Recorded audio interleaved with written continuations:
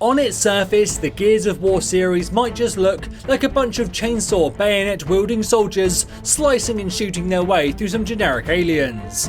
And yeah, sure, there is a lot of that. However, as any fan of the series will know, there is a brilliant story underneath all that blood and gore.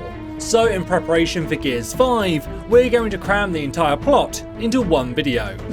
The series takes place on the planet Sera, a world that has been at war for generations as various factions fought over a particularly efficient energy resource called emulsion. However, the war eventually ended when a superpower known as the Coalition of Ordered Governments, or COG for short, used an orbital laser, ominously named the Hammer of Dawn, to lay waste to their opposition and force them to surrender.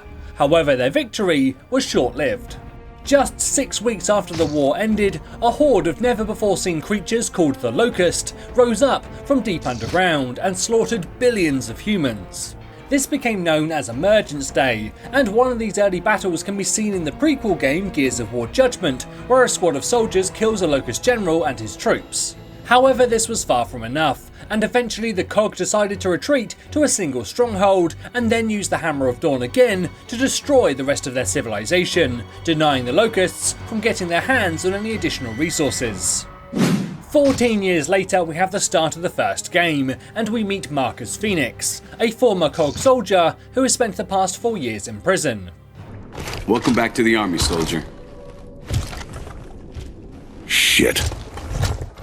His rescuer is Dom, Marcus's best friend, and together they go join up with Delta Squad and embark on a mission to destroy the Locust Horde. Unfortunately, the rest of the squad don't last very long. It keeps jamming! See? Sniper! But don't worry too much, as they are swiftly replaced with the far more interesting and charismatic Damon Baird and Augustus Cole. Coal? As in the coal train? Yeah, that's right. The squad's first job is to map the underground caverns used by the Locust, but when their initial plan to use a sonic resonator fails, they instead discover that Marcus's deceased father actually has an incredibly detailed map on his old computer. There can't be these many tunnels. It's a honeycomb. The planet's crust is riddled with them. They're everywhere. I take it that qualifies as enough data to get the job done? More than enough. Then let's get out of here.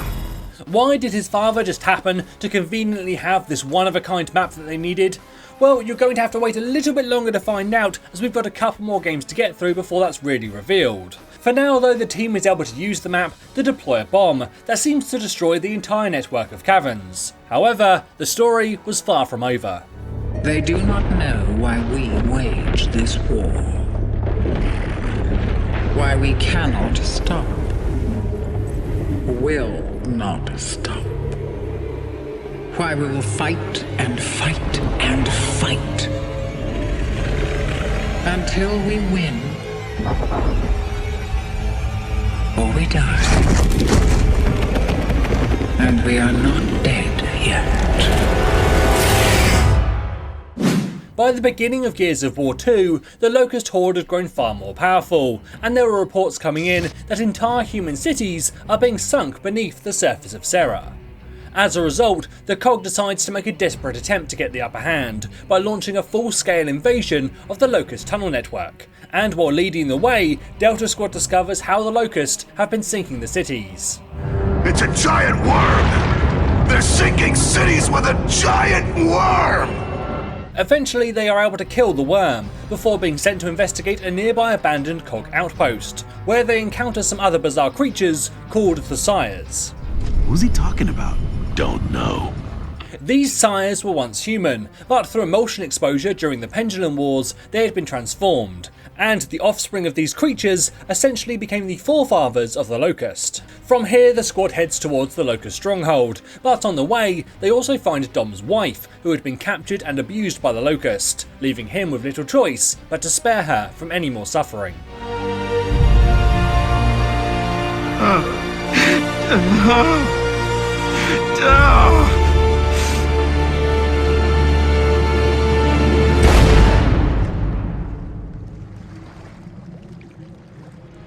Enraged by this, Dom and Marcus go in all guns blazing and prepare to assault the Locust capital, but it's during this mission that they discover a lot more about what's really been going on.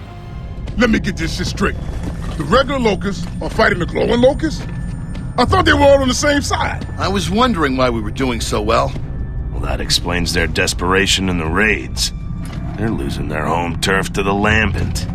The Lambent are locusts who've been mutated through emotion exposure, and this civil war between them is what has been forcing the locusts to the surface. However, that was only the beginning of the revelations, as soon after Delta Squad also uncovers that Marcus's father, Adam Phoenix, had some kind of connection with the Locust Queen before his death. Is it true? You're the son of Adam Phoenix. What's it to you? He spoke highly of you. It's a shame that you didn't follow his path. The hell are you talking about? It no longer matters. Scourge. Destroy them. The Locust Queen plans on sinking the Cog City Jacinto and flooding the tunnels to kill the Lambent, which would in turn allow the Locust to take over the surface. However, Delta Squad realises that her plan is actually pretty good, and if they can sink the city first, they could wipe out the Locust as well. We need to sink Jacinto before the Locust leave, not after. Can we even do that? So after escaping the tunnels and evacuating the city, they destroy their home.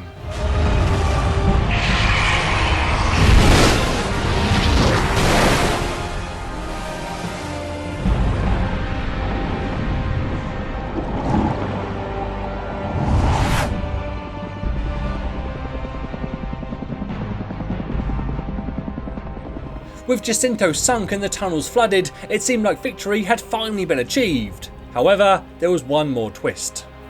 This is Adam Phoenix. Can you hear me? What have you done? Gears of War 3 opens with Marcus having a dream, which explains how he ended up in prison at the start of the first game. During an early battle with the Locust, he had gotten word that his father was being attacked at their home, so Marcus defied orders and abandoned his post to go and save him. However, he failed, and his disobedience also cost the Cog the battle. As a result, Marcus was court-martialed and given a life sentence. However, now back in the present day, he's about to learn that his dad is still alive. Marcus, if you get this message, if you're still alive, I need your help. Oh This God, time I really am asking Marcus. for your help. Please. it's your father. Listen. Yeah, I It's noticed. complicated. However, there are plenty of other problems facing humanity, most importantly the Lambent, who had survived the flooding and were now besieging the few remaining humans. During the fighting, the chairman of the Cog is killed, but with his dying breath, he provides Marcus with information about a secret base called Azura, where his father was being held. So together with the rest of Delta Squad, Marcus sets off to rescue his dad. Come on, we've got a long walk ahead of us. Let's get going. On the way, they discover humans that have been transformed into the Lambent from emulsion poisoning. But as these horrifying monsters surround the team, Dom decides to make the ultimate sacrifice to save his friends.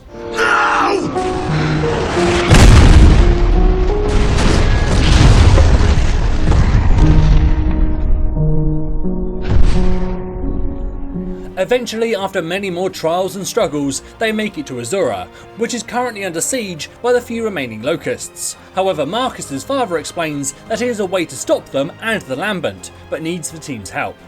I'm locked in my laboratory in the hotel tower. I need you to get me out so I can deploy the countermeasure. I'm running out of time, Marcus.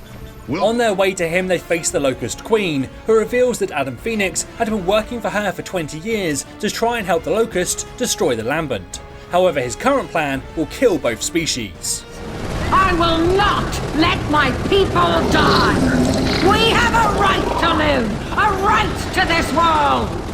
Your father must complete his task! Well, that's one thing we agree on.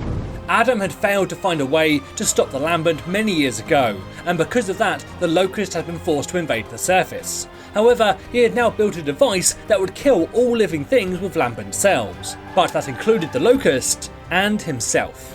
I'm not going to make it. It's okay. I'll carry you. Marcus, the emulsion developed faster in me because I forced it to. I had to find out how it reproduced. What are you talking about? Now go and live for me.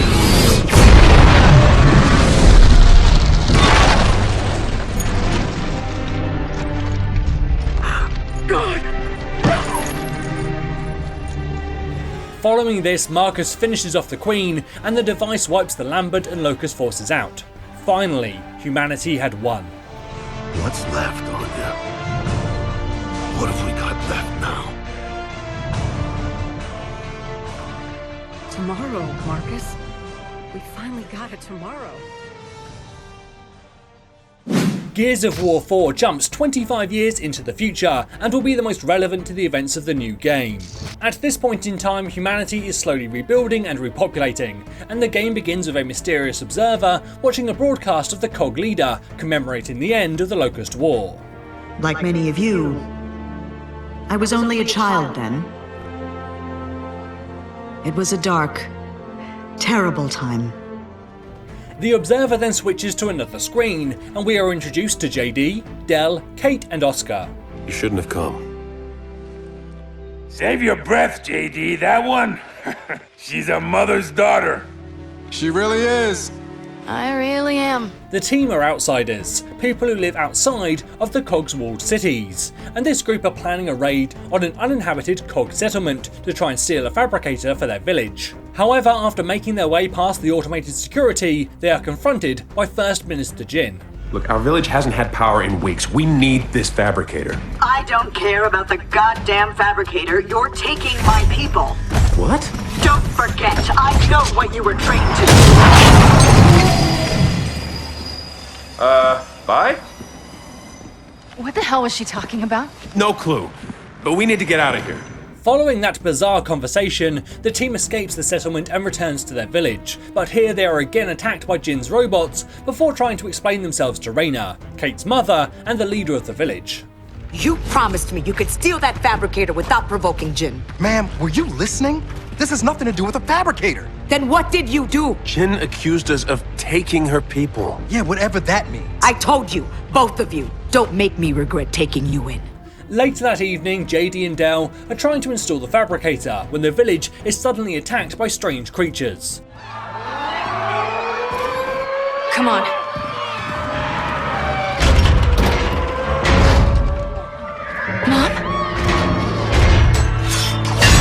Mom? Hey, listen, you need to hide and then you need to run.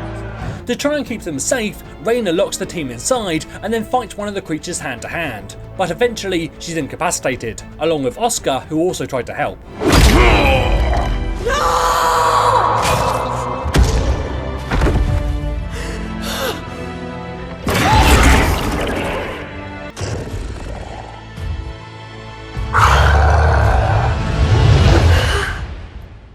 By the time the team gets out, everyone in the village is gone, and Del gives these creatures their name. Guys, that sounded like there were dozens of them. Hundreds, like a swarm. JD then finds a hand that Raina was able to cut off our attacker, and he removes a small crystal from it, prompting Del to suggest they take it to JD's estranged father, Marcus Phoenix.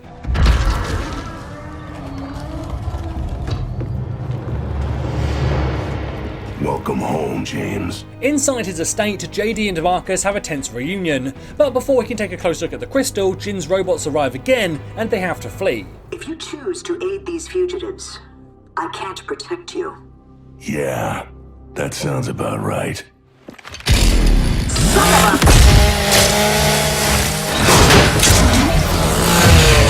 Holy shit! Marcus explains that they need to get to an old mine, where the COG dumped thousands of Locust bodies after the war. But before they can get there, they discover strange pods containing the gruesome remains of COG soldiers, explaining what had happened to Jin's missing people. Oh, that's nasty.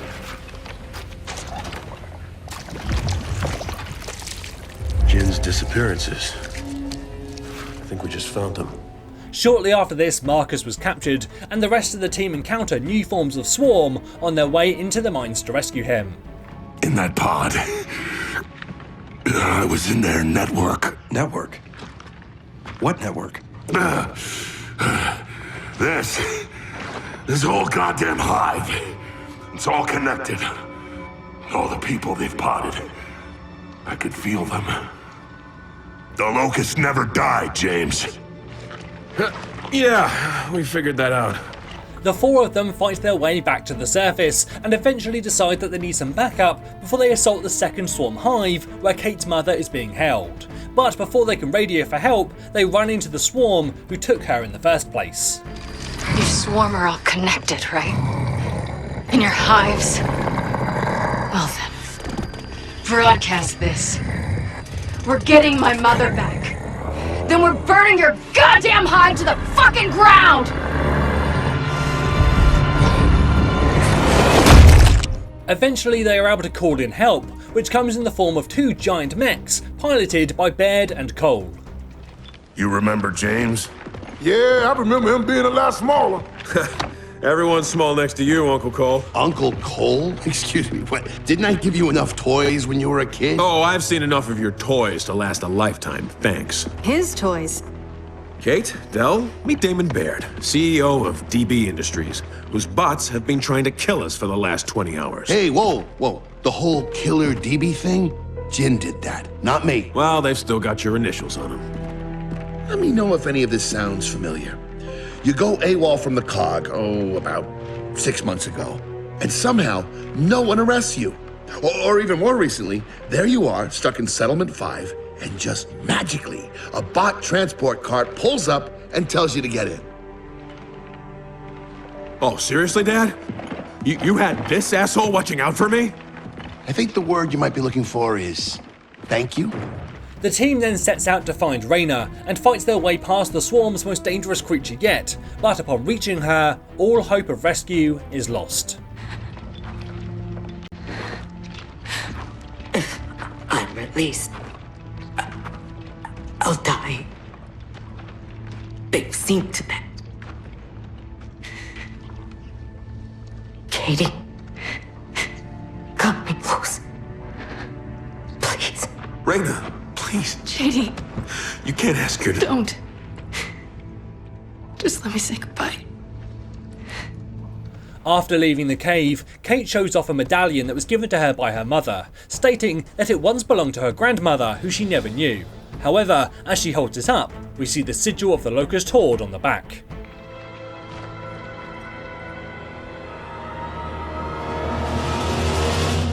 What exactly this all means will no doubt be revealed in the new game, but for now, there is a final post-credit scene that reveals there was one other survivor from the village.